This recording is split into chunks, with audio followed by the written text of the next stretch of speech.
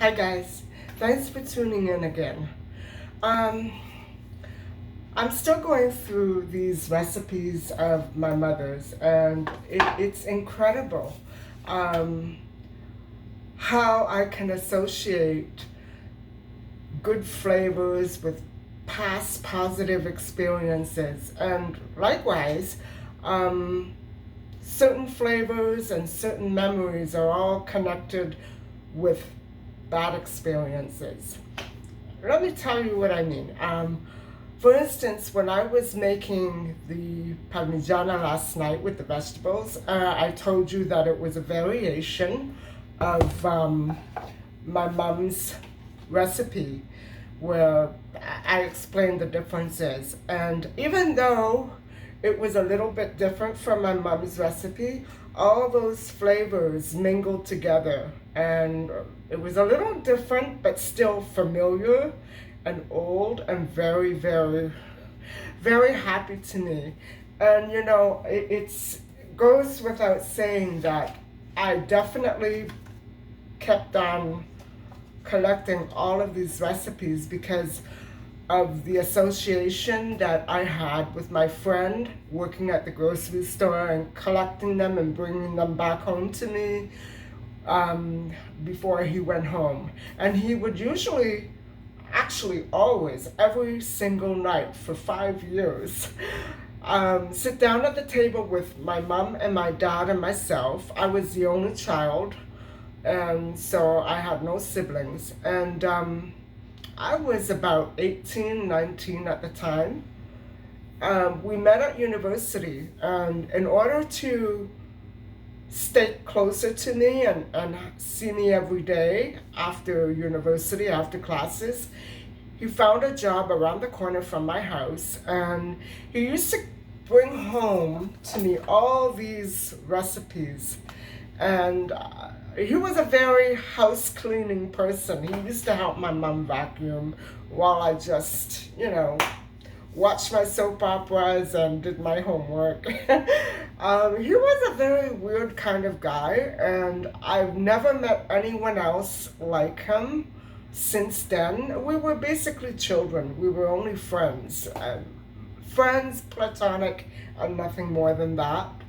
But I always imagined, and so did he, that we would end up together one day. And the recipes that I was making last night and the night before, I associate them with the fall and starting university, starting new courses, bringing home all my new books. I still love university. I think I might just go back. And before he moved back to California, we took several courses together. We were not in the same major. We did not major in the same things. He majored in business and calculus, and I majored in English because I wanted to be a teacher at the time. So I basically majored in American literature. Let's put it that way. We shared some classes together, like dramatic arts, and that was fun. But anyway, because I used to make all these different recipes with my mom, I associate the fall and university with those recipes. That was my favorite time of life. Up until then, I had been pretty chubby, and so I went to an all-girls school, and I graduated there.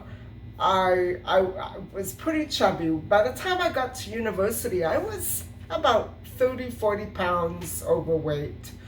But by the time I met him, I had lost pretty much all my weight, and it got to the point where I hardly ever had time to eat. I was very, very thin. And so it was, for me back then, all you needed to do to fit in would be, wear sweatshirts, jeans, sneakers, and be really skinny. It was very uncomplicated then. So those were happy times for me. They were simple, they were not complicated. There was no such issue as racism or I didn't even dabble in politics. I didn't know what politics were. I just, I was very naive, and that was one of his complaints about me. But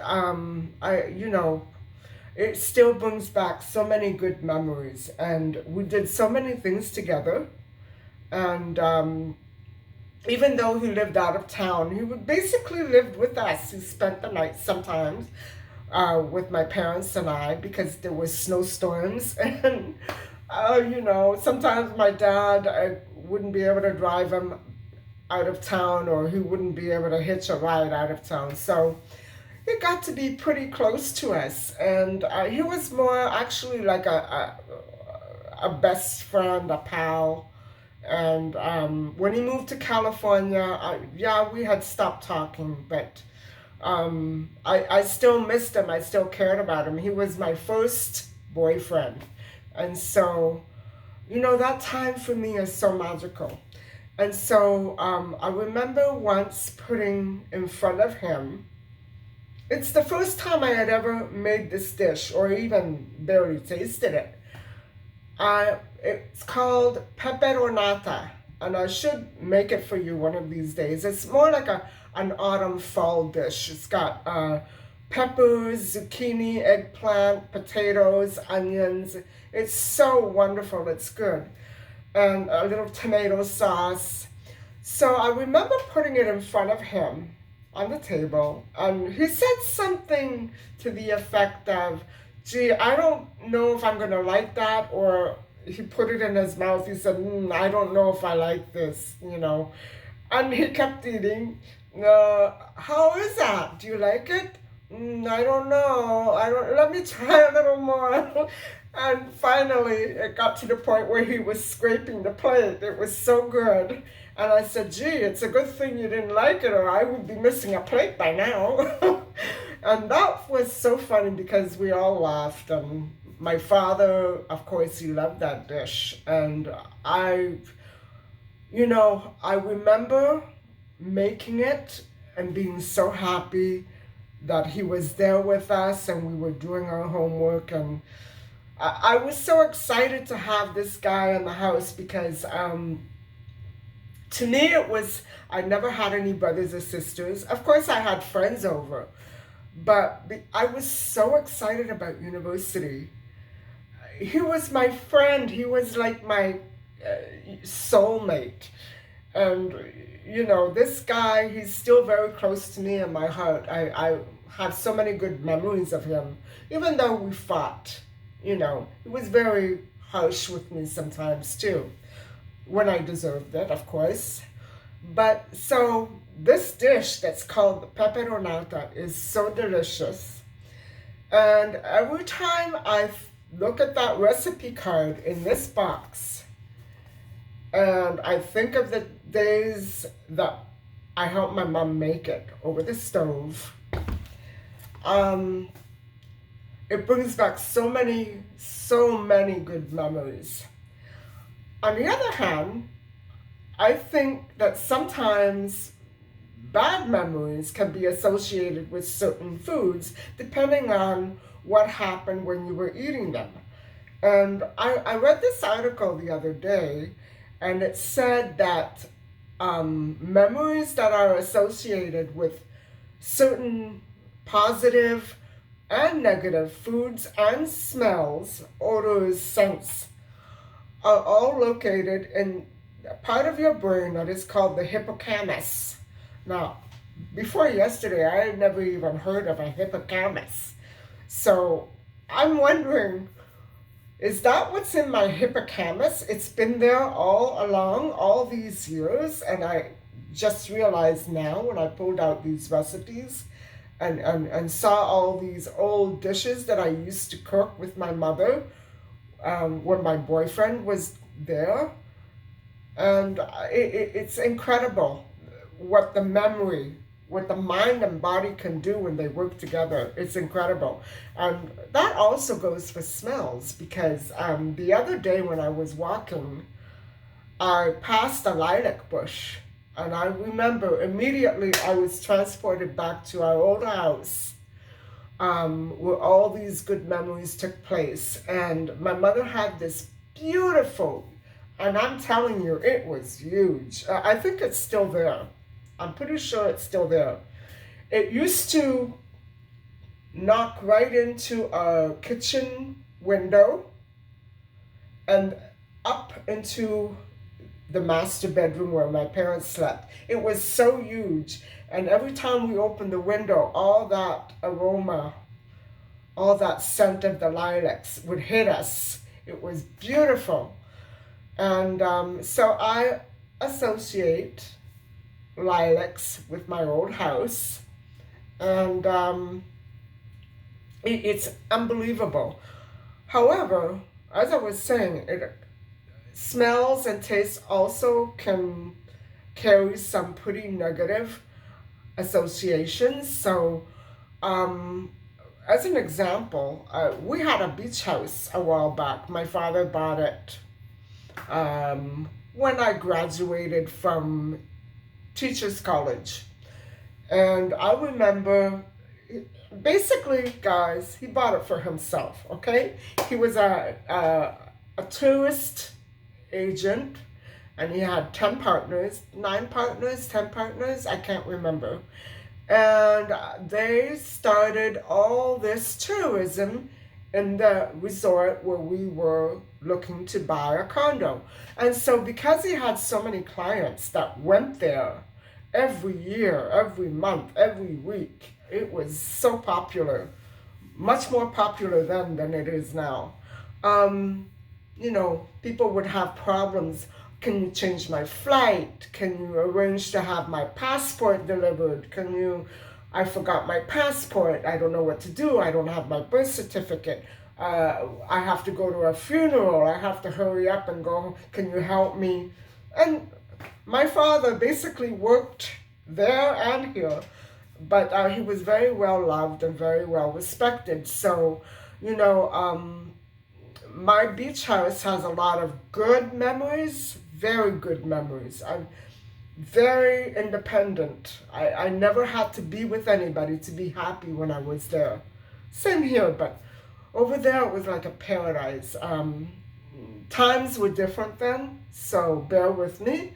It's not just because of the sun and the beach. No, it was just, you know, that rush you get when you go back home, or you find a lost puppy, or you find the home that you've always dreamt about. You know, when you feel like you're home. Well, that was it for me. I don't feel like I'm home here. I'm not an urban person. I'm a beach person. Whether or not I'm at the beach, the best of me comes out when I'm by the ocean. So we had the condo for about 28, 30 years. And then after my father passed away, decades after my father passed away, my mom and I decided to sell. Me, I didn't want to sell, but she did, and so I relented.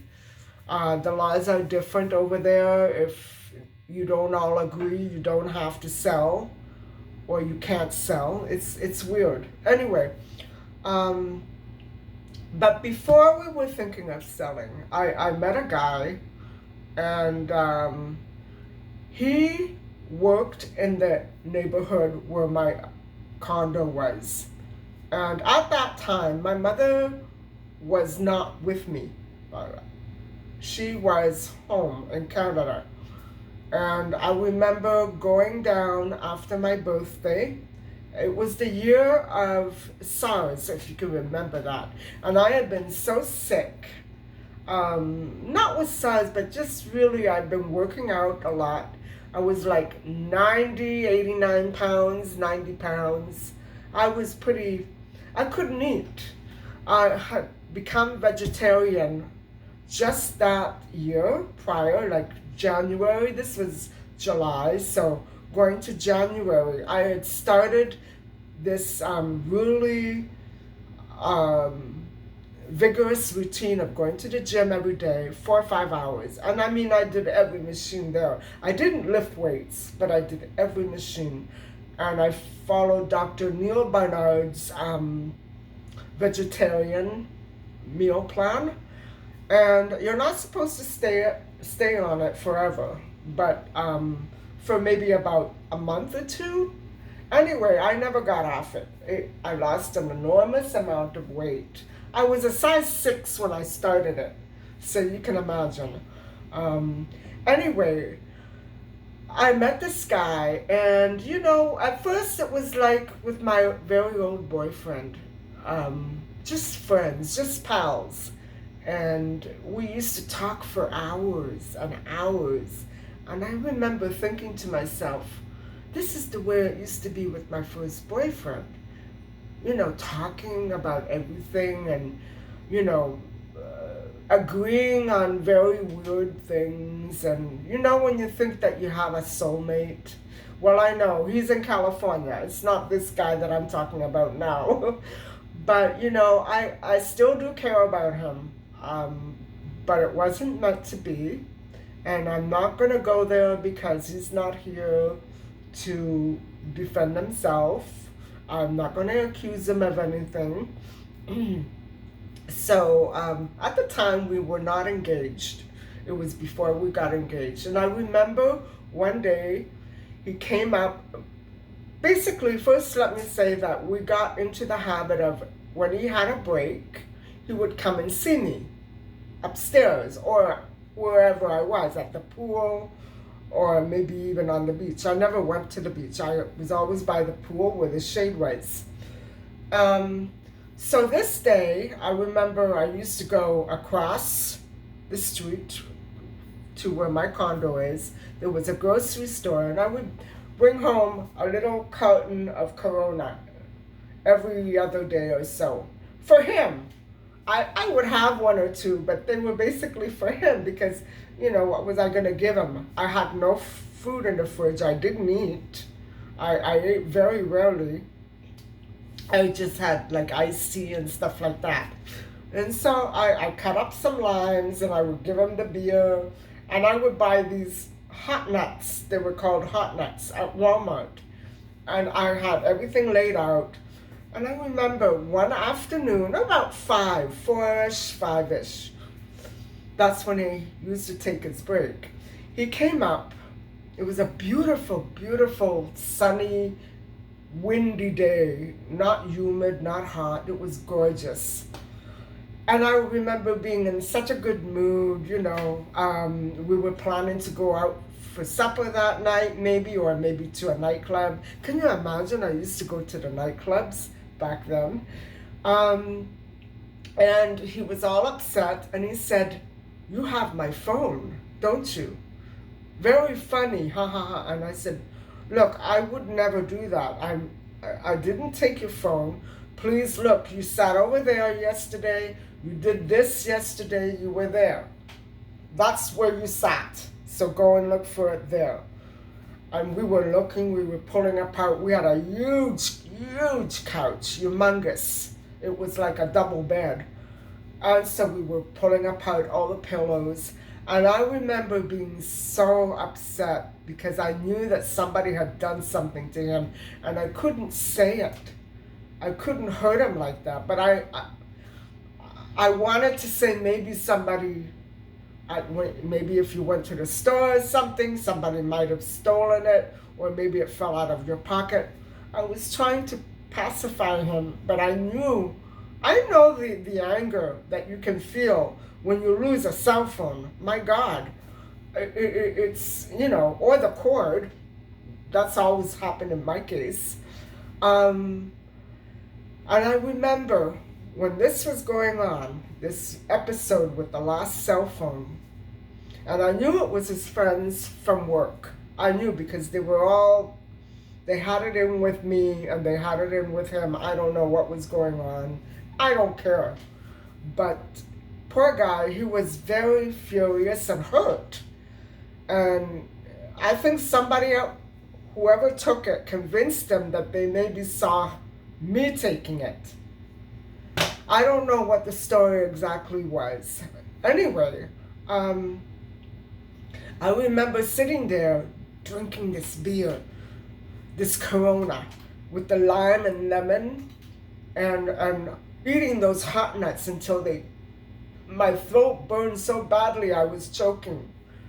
I don't know if you remember the other day when I uploaded a video going over my burning mouth syndrome, and I wanted to associate the chili pepper with the burning mouth because I was trying to figure out what happened, why it was burning. And my mind immediately went to the lemon juice that's hurting my mouth. Maybe it's too acidic, or the chili. You see what I mean? So in my hippocampus, my brain stored that memory, that negative memory of me chugging beer. I don't have any bad association with beer though, but the hot nuts, the chili, the taste of the chili, and the lemon and the lime. You see that? It's incredible what the mind can, and I just, it's incredible. I didn't realize it until I was talking last week and I was saying, lemons, chili, where is this association coming from? And then it popped into my head. I wanted to associate my physical pain with that memory through the chili and the lemons.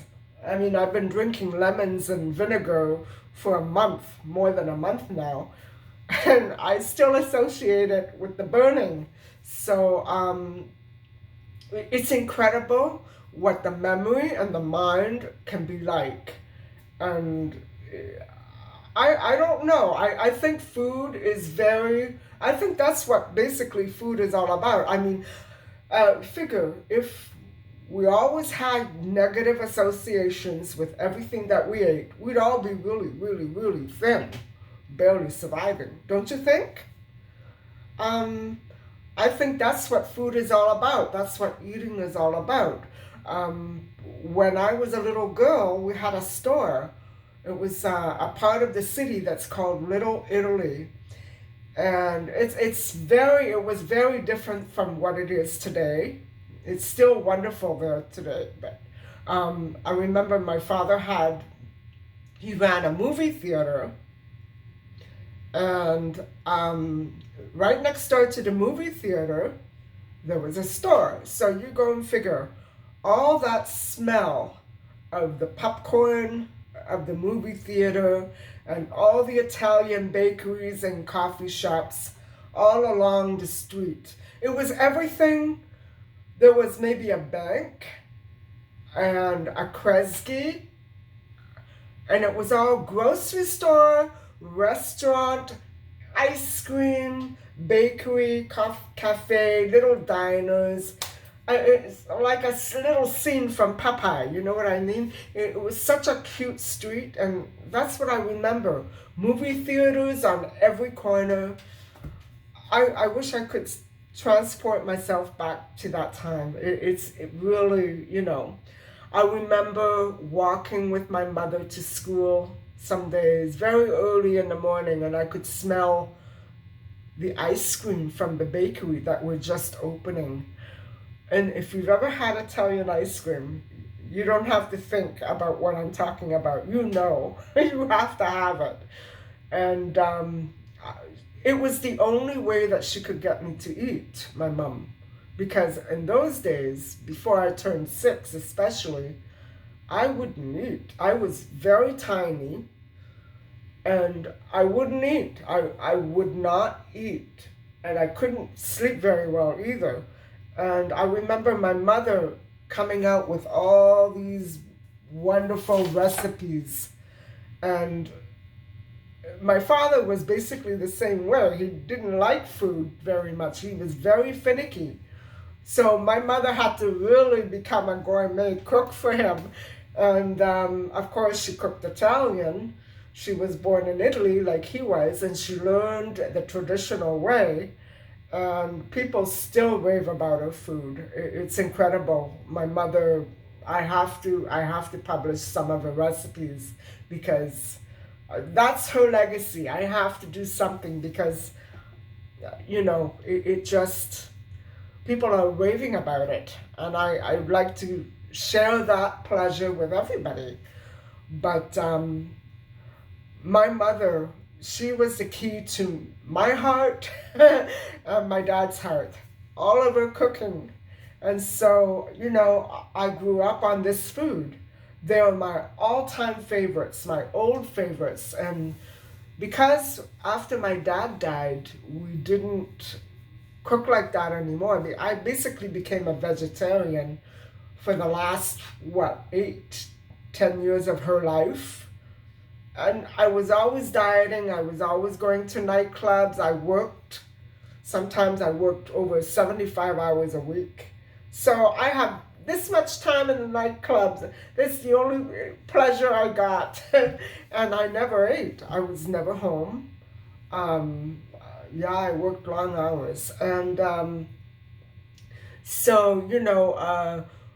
I associate Italian cooking and Italian food, all my mom's recipes, with very good memories of my dad, especially of my mom, of holiday celebrations, lasagna, cannelloni, homemade tortellini and ravioli, you name it.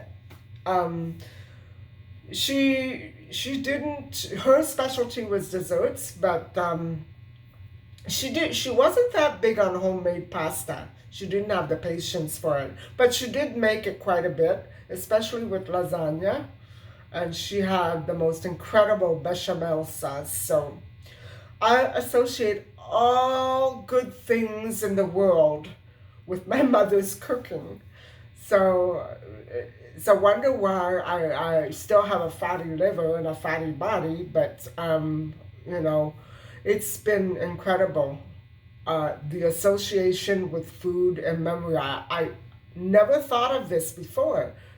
And so I wanted to share this with you because I think if we can understand how food and the mind work together, maybe we can start controlling it a little better, don't you think? Anyway, that's all I have to say for tonight. I'm a big blabbermouth tonight, but anyway, I hope everybody out there is doing okay, and I hope you had a great night and a great day. So I'll see you tomorrow, I guess, and hopefully I'll have another recipe for you. If not, I'll just upload something else because I'm not much of a kitchen person, and I want to get out and get some fresh air.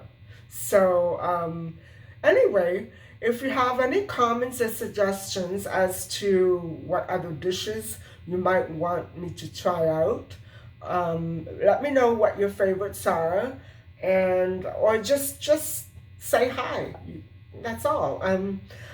Thank you for watching, and I hope that you will subscribe if you haven't already subscribed, and bear with me because this technology, this setup is very new to me, and my cat keeps interrupting me.